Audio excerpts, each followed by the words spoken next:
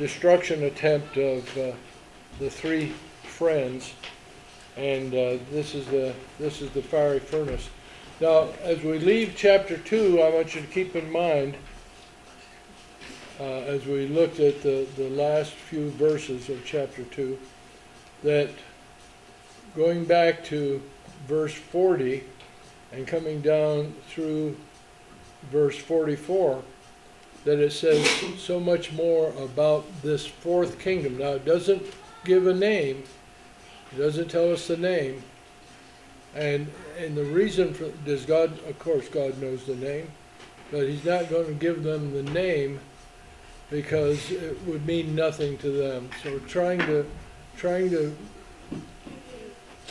make sure that the information that is noted for the people of the time, that it has meaning for them, that they would understand. So he just mentions kingdoms. Now, you'll note also, and this is something that we have a little bit of difficulty with, being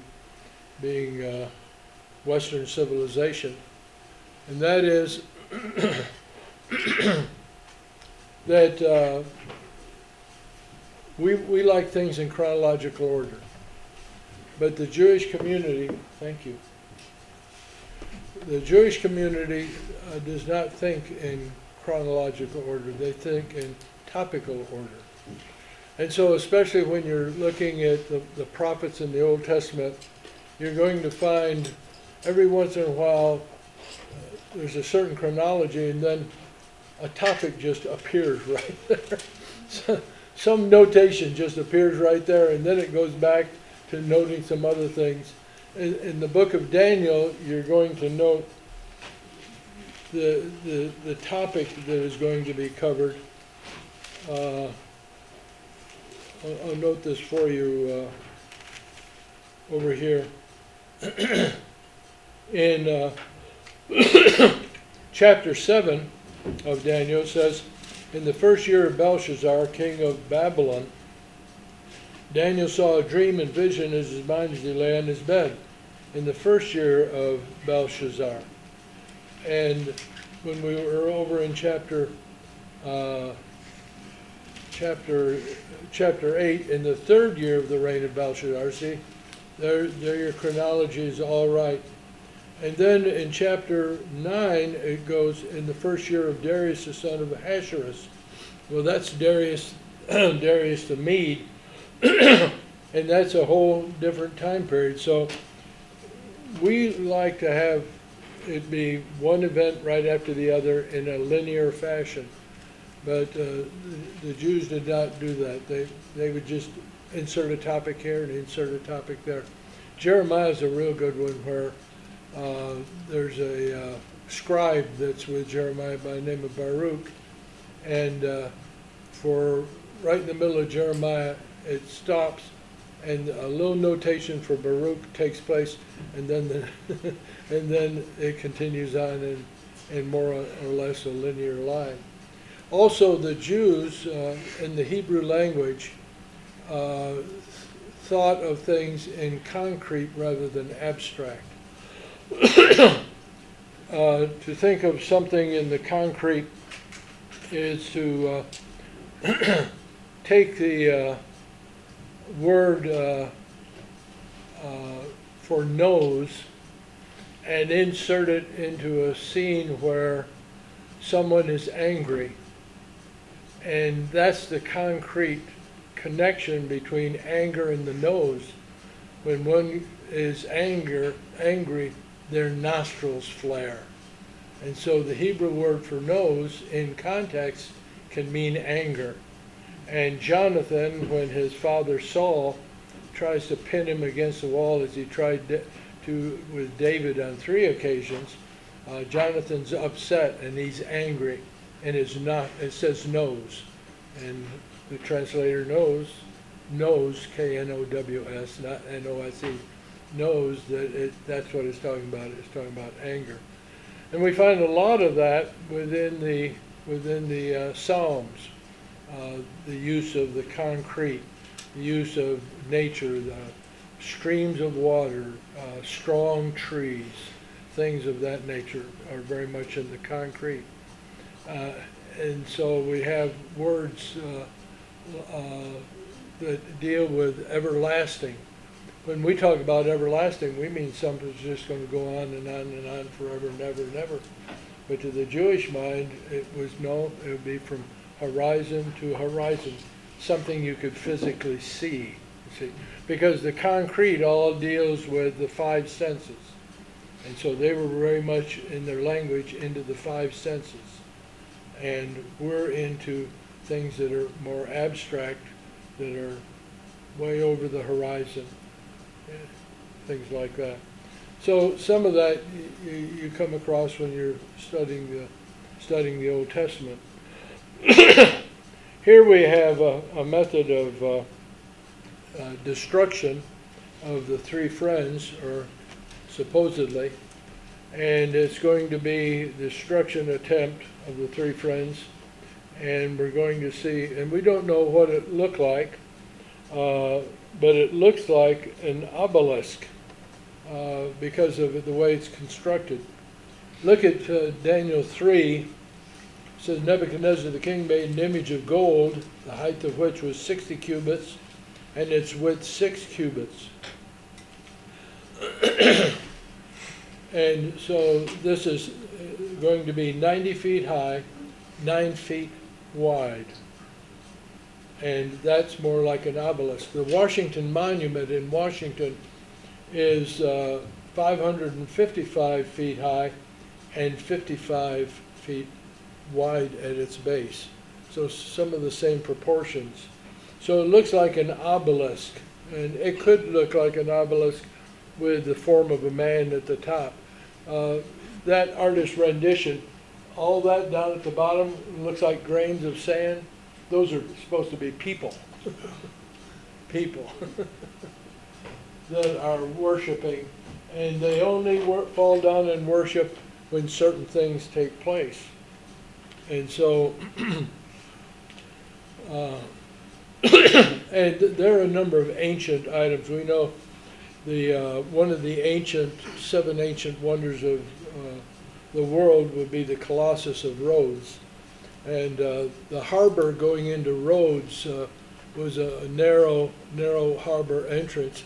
And so they constructed a bronze giant of a man with his legs on one side of the entrance, and one leg on one side of the entrance and his other leg on the other side of the entrance, so the ships would pass underneath him, and be very much like the construction of the Statue of Liberty, except the bronze plates on the Statue of Liberty are formed around a steel structure or an iron structure. The Colossus of Rhodes would have been a bronze structure around a wood structure, because metallurgy had not gotten beyond the Bronze Age. By the way, I was reading the other day that as we get towards the end of the Bronze Age, tin becomes a very high-priced commodity. And the reason for that is that it's tin and copper that are combined to make bronze. And so it's very much like the Egyptians, more into the time of the Greeks, hold up the market on papyrus, because the papyrus plant is so prevalent in Egypt, and papyrus then was a form of paper. And if you didn't have paper, then you had maybe a piece of limestone that you could write on, or maybe a piece of clay that was not yet hardened by the sun that you could write on with a stylus. But papyrus was really the up-and-coming thing. And the Egyptians had the market on it for a long time, and just became very expensive. So tin became very expensive, and it's interesting with those things like that. So the image is not unusual, probably overlaid with gold. Lots of things are covered with gold leaf. The Capitol building in Denver, the dome is covered with gold leaf. In fact, there are little signs down where the rain gutters come down to the ground. Little signs that says, "Do not touch, leave this alone," because that gold leaf eventually wears out and comes down. And they have to recover it, and they don't want people going up there and taking the pieces of gold leaf. So this is probably gold leaf, an image of gold, 60 cubits with 6 cubits, set up on the plain of Dura in the province of Babylon. Well, you remember that when a certain sound of music plays, the people have to fall down and worship it. And you'll find down here in verse 7, therefore at that time, when all the peoples heard the sound of the horn, flute, lyre, trigon, psaltery, bagpipe, and all kinds of music, all the peoples, nations, and men of every language fell down, worshipped the golden image that Nebuchadnezzar the king had set up.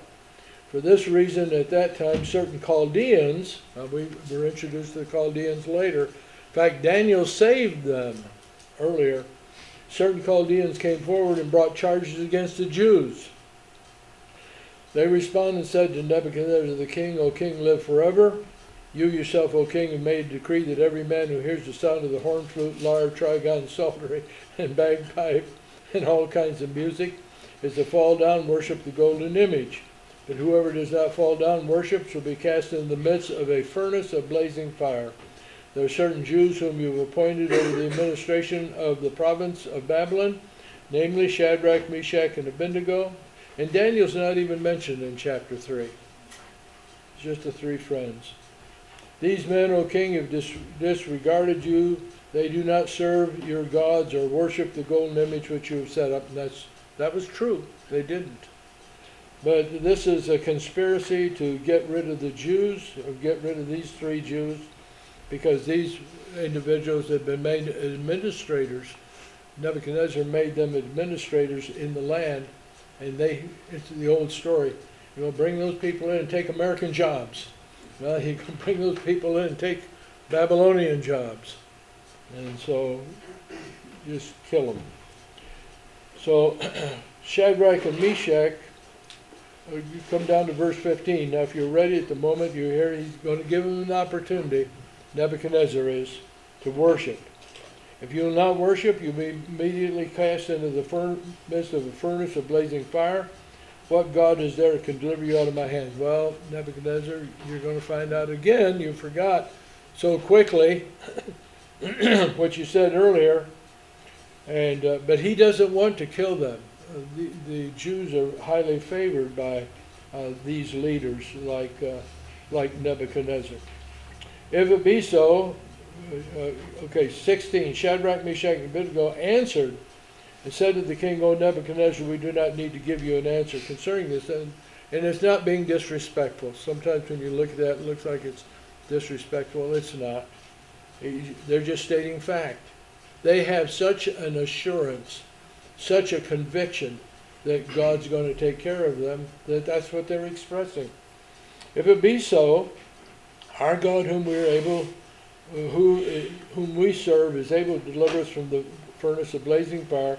He will deliver us out of your hand, O king." It's not disrespectful.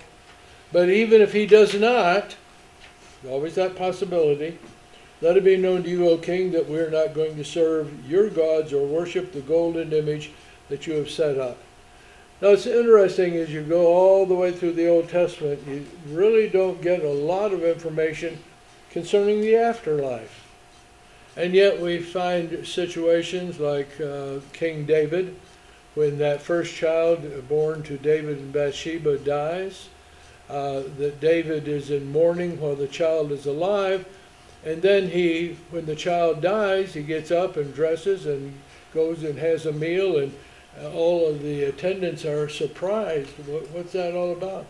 And David just says very simply that I cannot bring him back to me, but I can go to him.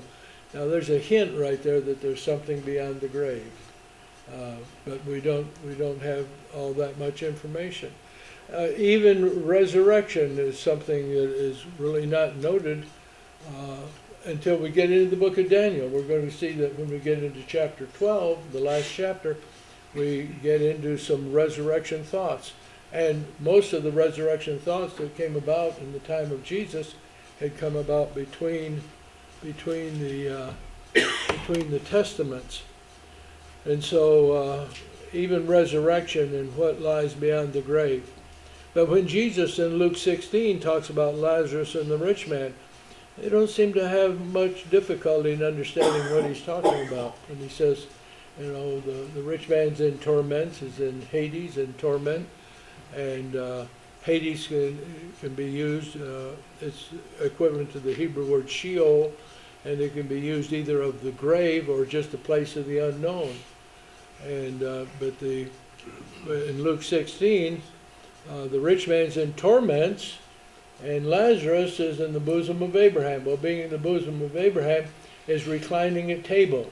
That Last Supper that Jesus attended with the apostles, that Last Supper is at a table called a triclinium, which is a table in which you recline at table.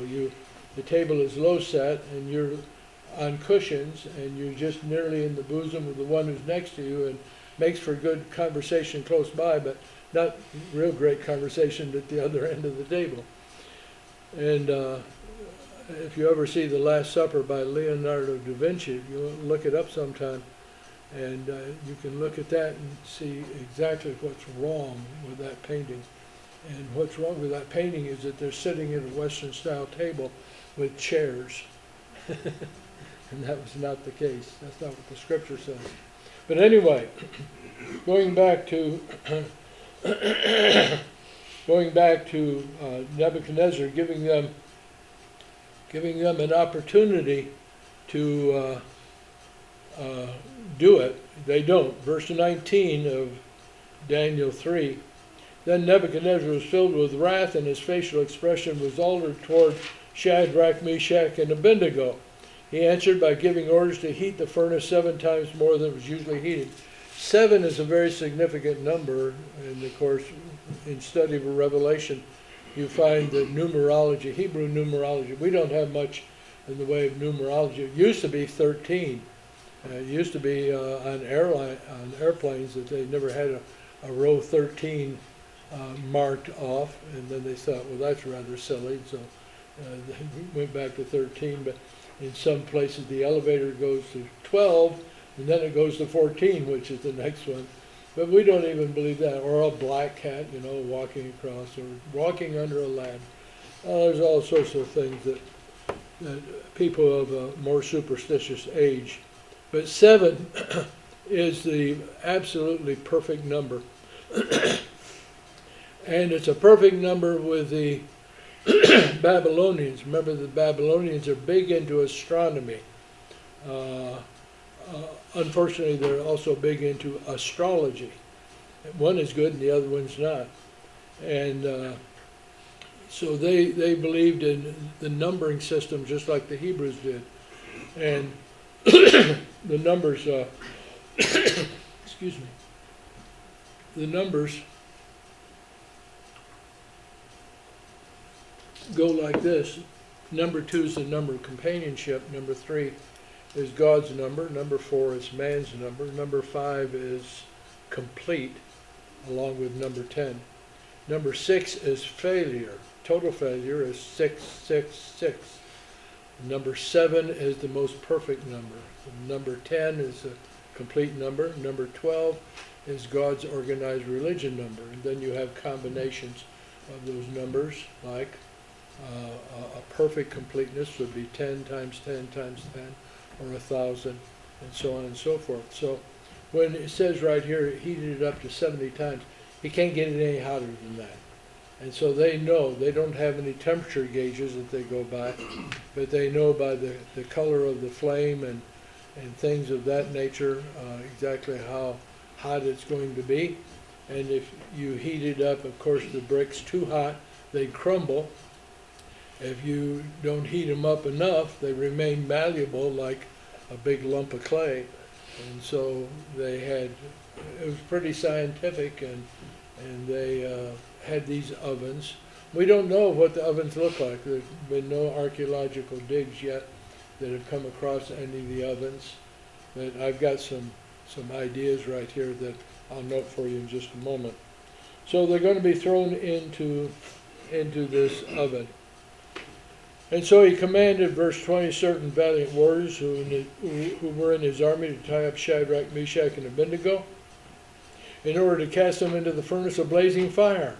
Then these men were tied up in their trousers, their coats, their caps, and other clothes, and it's noted because that would be the first thing to be consumed. Remember that our bodies are composed of a great amount of water, so in an extreme heat we just go, that's it, we're gone. And so other clothes were cast in the midst of the furnace of blazing fire. For this reason, because the king's command was urgent and the furnace had been made extremely hot, the flame of fire slew those men who carried up Shadrach, Meshach, and Abednego. But these three men, Shadrach, Meshach, and Abednego, fell into the midst of the furnace of blazing fire, still tied up. Then Nebuchadnezzar the king was astounded and stood up in haste. You can just about see that. He responded and said to his high officials, "Was it not three men we cast into the midst of the fire?" They answered and said to the king, "Certainly, O king." He answered and said, "Look, I see four men loosed, walking about in the midst of the fire without harm, and the appearance of the fourth is like a son of the gods." That's the best way he can describe that, so there must have been some visual representation that people of the time had concerning their gods and the son of the gods. Then Nebuchadnezzar came near to the door. Don't get too close, Nebuchadnezzar. Came near to the door of the furnace of blazing fire. He responded and said, "Shadrach, Meshach, and Abednego, come out, you servants of the Most High God, and come here." Then Shadrach, Meshach, and Abednego came out of the midst of the fire. And the satraps, the prefects, the governors, I bet the crowd sort of parted very quickly, don't you imagine, as they walked out. I mean, there's nothing singed, no hair is singed, there's no smell of the fire on them, and so everybody gathered around saw in regard to these men, verse 27, the fire had no effect on the bodies of these men, nor was the hair of their heads singed, nor were their trousers damaged, nor had the smell of fire even come upon them. Nebuchadnezzar responded and said, "Blessed be the God of Shadrach, Meshach, and Abednego." This is in a time of located gods. And sadly, sometimes individuals who knew better became involved in located gods. And this is the way it works. You fight the Philistines, and they defeat you up on the mountaintop. And so you say, "Oh, their God must be a god of the mountains, because no one can beat him when they're up on the mountains." But get the Philistines in the valley, and they don't have a god of the valley. And so these people had gods for everything. A god for fresh water, a god for salt water, a god for the mountains, a god for the valleys, a god for the forests, a god for the plains, a god for the desert. Those are all located gods. And I know as much as you enjoy the story of Jonah and the great fish prepared, he, for a moment, believes in a located God. Otherwise, he would have not gotten into a Phoenician ship and sailed across the Mediterranean, gone to the Pillars of Hercules, Strait of Gibraltar, gone out into the Atlantic Ocean, and gone to Tarshish, which is the Phoenician colony over on the western shore of what is now Spain, or maybe even Portugal. So he learned very quickly there's just one God, but he really knew better than that. But he is a prophet of the northern kingdom of Israel, and the northern kingdom of Israel, remember, has left God. They have a golden calf at Bethel and a golden calf at Dan, and they say you can worship them. You don't need to worship. They represent God, but you can worship them, so you don't have to go to Jerusalem all the time. Because under Jeroboam the son of Nebat, who established all that in the northern kingdom of Israel, when he established that, everybody was fleeing to the south. All the Levitical priests had already left the northern kingdom of Israel. And so Jonah is a king, is a prophet in the northern kingdom, and some of that northern kingdom idolatry has seeped over into the life of Jonah. And most people don't realize that when they're reading it. But the next time you're reading that, just think, localize God for the moment until he finds himself praying in the belly of the great fish prepared. And then, whoa, who does he go to? He doesn't go to an idol, he goes to God. So Nebuchadnezzar, here's another faith movement right here. And delivered his servant. Therefore I make a decree, verse 29, that any people, nation, or tongue that speaks anything offensive against the God of Shadrach, Meshach, and Abednego shall be torn limb from limb, and their houses reduced to a rubbish heap. I mean, just speaking anything offensive. And their houses reduced to a rubbish heap, inasmuch as there is no other God who is able to deliver in this way. Now that's a faith statement. Then the king caused Shadrach, Meshach, and Abednego to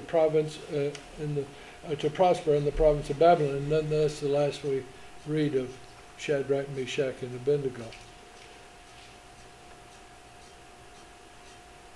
So we have this figure, and this may be what the figure looks like, don't know. But there's Shadrach, Meshach, and Abednego. Or there's Nebuchadnezzar right there on his throne. That looks like an umbrella. It is some sort of canopy situation, but it's not an umbrella as we know umbrellas today. It's not one that folds down. That's a more recent invention. And by the way, you see the fans right there that they're fanning? They're not trying to keep him cool, they're trying to keep the flies off of him. So there's the three friends thrown into the, but there's a fourth individual there. And of course it would be more than likely deity, but we don't know which member of the family. Remember that God is a family name, just like you all have a family name, and there are a number of members in your family. God is a family name, and there's a Father and a Son and Holy Spirit. So there's the four.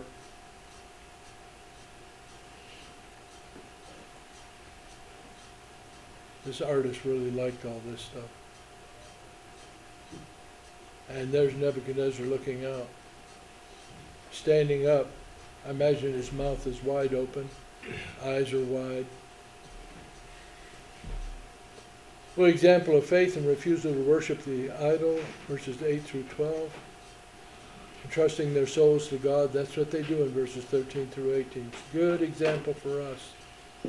Execution by fire, and the result, no execution. Well, the soldiers that threw them in die. And then in chapter 4, we have Nebuchadnezzar going through a mental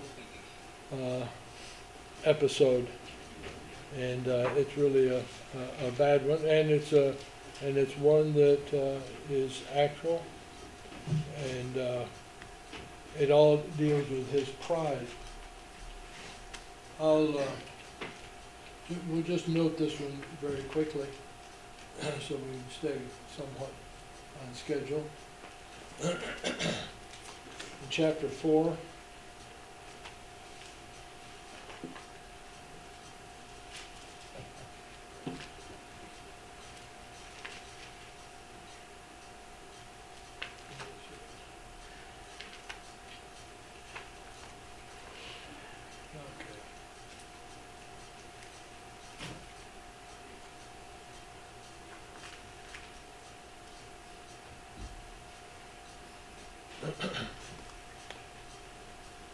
Chapter 4, still dealing with Nebuchadnezzar.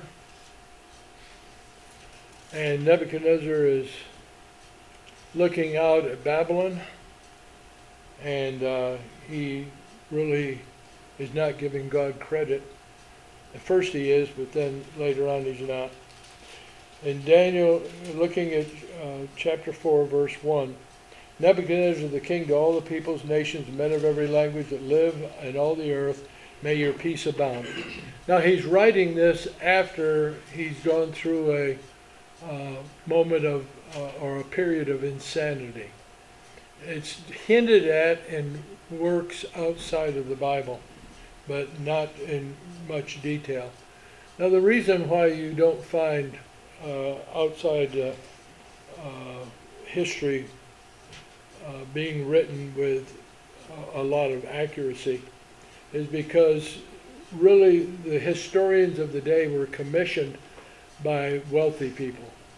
There are no poor people.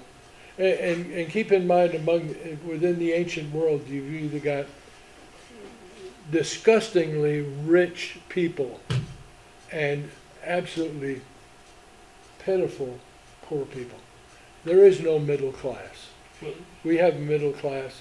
There is no middle class among the ancients. So you're either filthy rich, and with that rich being, you have a tendency to be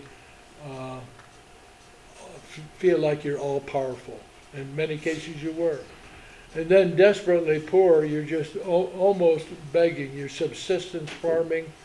You just grow enough to feed your family, yourself and your family, and there's no extra cash around or anything like that. Nothing like vacations. You work 7 days a week. You work from sunrise to sunset, and life can be extremely difficult. And yet people of the time didn't know any better, so they could be happy in their time of difficulty and poverty. And it's like people who have gone through the Great Depression in this country, and they say, well, what was your life like? And he said, well, it just wasn't any different. We just didn't know any difference, you know. We just didn't have much to begin with, and we thought everybody was that way. So here we have an all-powerful king, and he's noting here in chapter 4, let me see if I can get I'll come back here and get,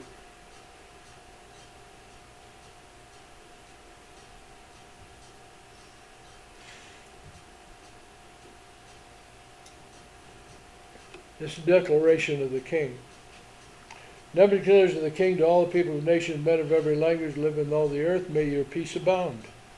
It seemed good to me to declare the signs and wonders which the Most High God has done for me. He's writing this after something has already happened. How great are his signs, and how mighty are his wonders. His kingdom is an everlasting kingdom, his dominion from generation to generation. Then he relates the account. I, Nebuchadnezzar, was at ease in my house and flourishing in my palace. I saw a dream, and it made me fearful, and these fantasies as I lay in my bed and the visions of my mind kept alarming me. So he's going to note here the decree. So I gave orders to bring into my presence all the wise men of Babylon. But he says in verse 5, I lay in my bed, the visions of my mind kept alarming me. Gave orders to bring into my presence all the wise men of Babylon, they might make known to me the interpretation of the dream. So he's going to tell them the dream. Then the magicians, the conjurers, the Chaldeans, the diviners came in. I related the dream to them, but they could not make its interpretation known to me. They've wised up. They're not going to say too much about anything that has to do with interpretation, even when they hear about the dream, because he had tumbled to them earlier. And finally, it says in verse 8, but finally Daniel came in before me, whose name is Belteshazzar, according to the name of my God. See that? He tells us where that name came from. In whom is the spirit of the holy gods. He's still a little bit mixed up on that. And I related the dream to him, saying, O Belteshazzar, chief of the magicians, since I know that the spirit of the holy gods is in you, and no mystery baffles you, tell me the visions of my dream, which I've seen along with its interpretation. Now these were the visions. And he goes and he really relates something about a great tree, and the great tree is cut down, and a band was placed around the tree so that it wouldn't be destroyed. but it no longer shades all of those in his kingdom. And he goes on about the mind of the individual. There's a mind of an individual that's changed. Verse 16, let a beast's mind be given to him. Let 7 periods of time pass over him. 7 is a perfect period. It can be all accomplished in 7.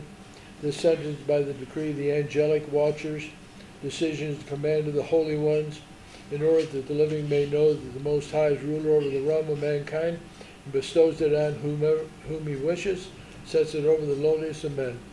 This is the dream which I, King Nebuchadnezzar, have seen. Now you, Belteshazzar, tell me the interpretation, inasmuch as none of the wise men of my kingdom is able to make it known to the interpretation, but you're able, for the spirit of the holy gods is in you.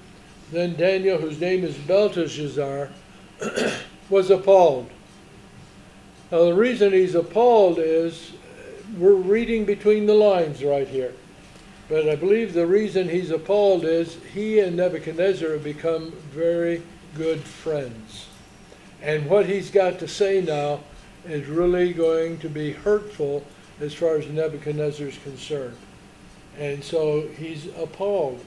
And the wording really indicates that he's embarrassed over all of this. For a while, as his thoughts alarmed him, the king responded and said, Belteshazzar, do not let the dream or its interpretation alarm you. So he's hesitating to tell him. And Nebuchadnezzar picks up on that real quick and says, well, what's, every time before you just tell me right away. Well, Belteshazzar answered and said, my lord, if only the dream applied to those who hate you, and its interpretation to your adversaries. So he says, it's good news, bad news. And what he says, it's not good news. The other time it's been good news. We've been able to work around that. But this is bad news for you. The tree that you saw, which became large and grew strong, whose height reached to the sky and was visible to all the earth, and whose foliage was beautiful and its fruit abundant, and it was a food for all. And he goes on and notes all of this. And he notes that this is going to happen, that the kingdom is going to be taken away. So verse 24, he says, this is the interpretation, O king, this is the decree of the Most High, which has come upon my lord the king, that you be driven away from mankind, your dwelling place be like the beasts of the field. You will be given grass to eat like cattle and drenched with the dew of heaven. 7 periods of time will pass over you until you recognize that the Most High is ruler over the realm of mankind and bestows it on whomever he wishes. And in that it was commanded to leave the stump with the roots of the tree. Your kingdom will be assured to you after you recognize that it is heaven that rules. Therefore, O king, may my advice be pleasing to you. Break away now from your sins by doing righteousness, and from your iniquities by showing mercy to the poor, in case there be a prolonging of your prosperity, that there may be. All this happened to Nebuchadnezzar the king. So all of this is going to happen, but he doesn't say exactly when it's going to happen. So we see the dream of the king. It's defined and fulfilled. And we'll go back here and we'll see some of the visuals. So he's looking out over his kingdom, and it's beautiful. And then he has this dream, and the dream is of a tree, and a watcher comes along. The tree is cut down. That would be the Babylonian Empire.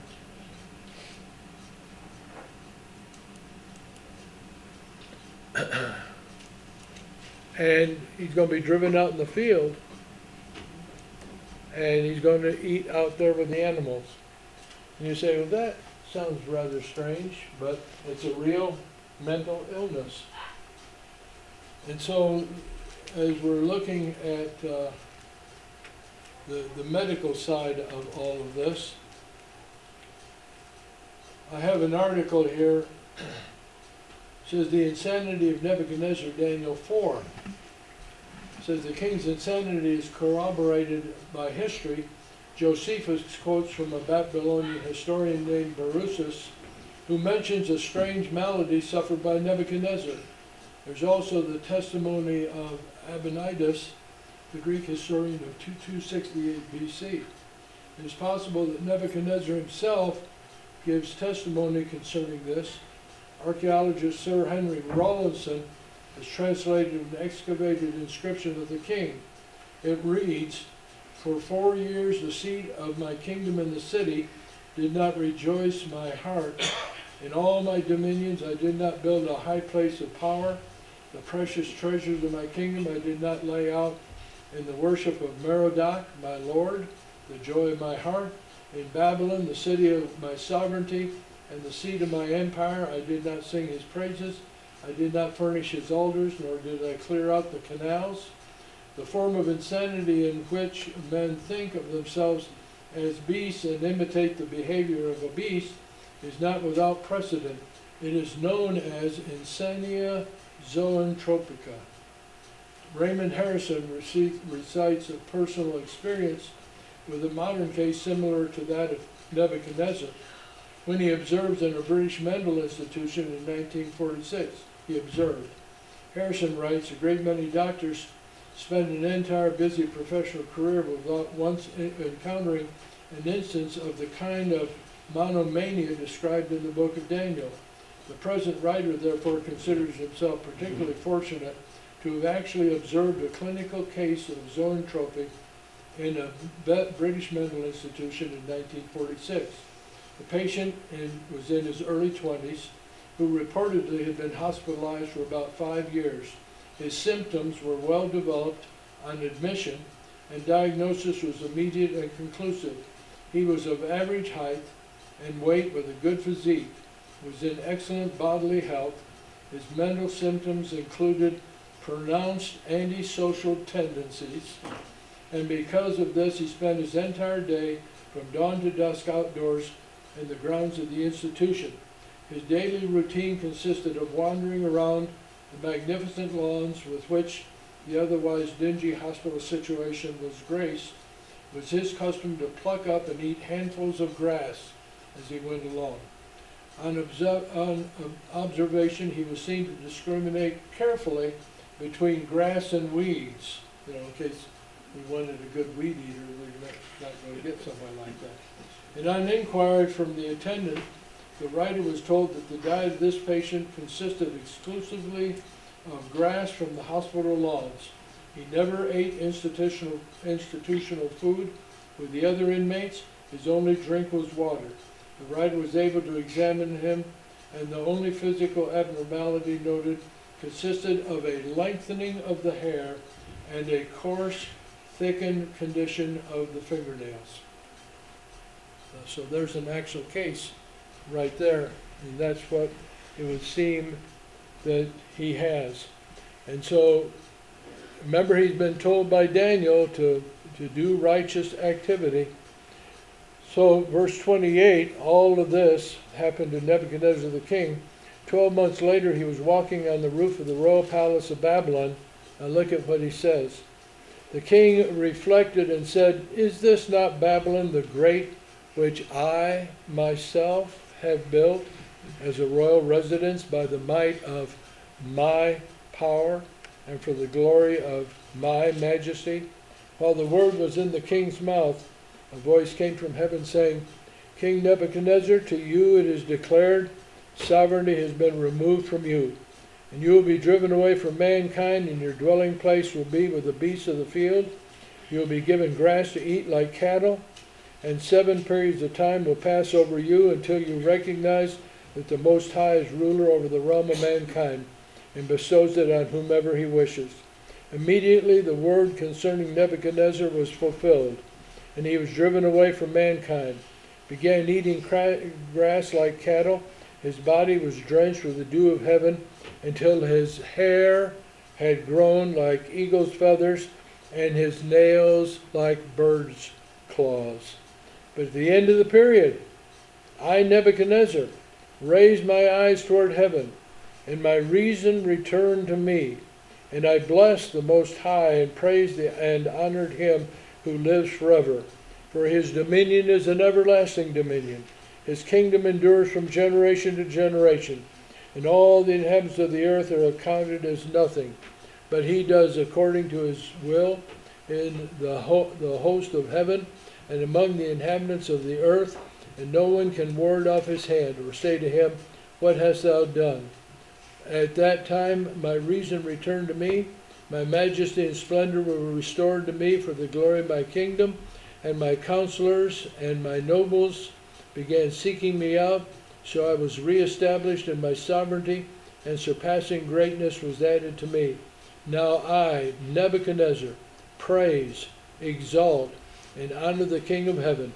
For all his works are true, and his ways just, and he is able to humble those who walk in pride. And so pride got him, but he recovered. And we have just a little bit of an indication in the histories. But as I was noting before, histories are commissioned by wealthy people. And if you're the historian writing about that person, you never say anything bad, because he's got deep pockets. He's the one who's supporting you. And so it's poor scholarship on the part of the historian, but that's exactly the way it was done. So when you find the Persian annals, the Persian history, if there is such a thing, and it talks about Xerxes the Great attacking the Greek Empire and being trounced on the Battle of Salamis and having to go back home. You probably just won't find that in the annals of Persian kings, because the Persian king commissioned the historian to write about that, and the historian's not going to write anything bad. So truth suffers in all of that. And that's the problem that you have with old histories. So when you're looking at the Bible, and the Bible presents us with the good points about a person and the bad points about a person. And God's heroes are not, people sometimes have a terrible time with, David was a man after God's own heart. And they say, wait a minute, wasn't he a murderer? Didn't he kill? Wasn't he an adulterer? And didn't he commit that act of sin with Bathsheba? And yet he's a man. Well, God knows the complete heart of David. We don't. We just know little things. And God presents to us the good and the bad about individuals. And God presents to us good and bad even about God's heroes. And so that makes the Bible a word that can be trusted, because you just can't necessarily trust the ancient historian, because they just say what the one who's giving them the paycheck, what he once said, and writes that down. But it's a little bit more honesty in writing by historians today. So that's the mental condition of Nebuchadnezzar. He comes back and he's restored, and the declaration, and that's the last declaration we have of Nebuchadnezzar. But it sure leaves him in a good light. So you come down to chapter 5, and we see the drunken feast of Belshazzar, but I think we've run out of time for the moment. Anybody have any questions? I just had a thought. I Yeah. always wondered about the seraphim and cherubim, the feathers in the eyes. That kind of made me think of him being out there and having eagle feathers, and all seeing made him appreciate God and be grateful for what. Yeah. That maybe that represents that seraphim, because it talks about the eagle's feathers in the eyes. Yeah, the cherubs and the seraphs are always noted 4 in number for each throne room scene. They're only noted in 3 throne room scenes. The I am ending in Hebrew words is always the plural form. So you find cherubs, but if you find more than one, it's cherubim, the cherubs. Cherubs have 4 wings, seraphs have 6 wings. That's the easy way to determine one from the other. But the cherubs are the ones that are founded on the Ark of the Covenant, that are carved on the Ark of the Covenant. And they've got two of the wings touching each other, and they're looking down at the middle of the Ark of the Covenant. Do you remember what is right there in the middle of the lid of the Ark of the Covenant? Remember what that's called? Mercy seat. It's called the mercy seat. That's where the blood would be poured out by the high priest on the Day of Atonement for his own sins and for the sins of the people. And so that's the mercy seat. We never find cherubs and seraphs working together. We don't find them together. We find either 4 seraphs or 4 cherubs in each of those 3 throne room scenes. And but from the description of a cherub and a seraph, you wouldn't want to meet one in a dark alley. They are awesome, awesome creatures. And some have thought, well, they're almost like the bodyguard of God. Well, God doesn't need a bodyguard. But they act like those who are serving God constantly. And they're just neat individuals. But they're awesome, awesome. And when you're thinking of the hair like eagle's feathers and all of that, that continued state of growth, he's mentally past the point of being able to take care of himself. All he can do is just be out there with the animals eating grass. It's momentary. Well, I thought of it as him, God bringing him under subjection and making him appreciate. Yeah, that's exactly what he did. Remember what he was saying before that came upon him? Look what my hands have done. Look what I have done. God says, that's it. You said the key word.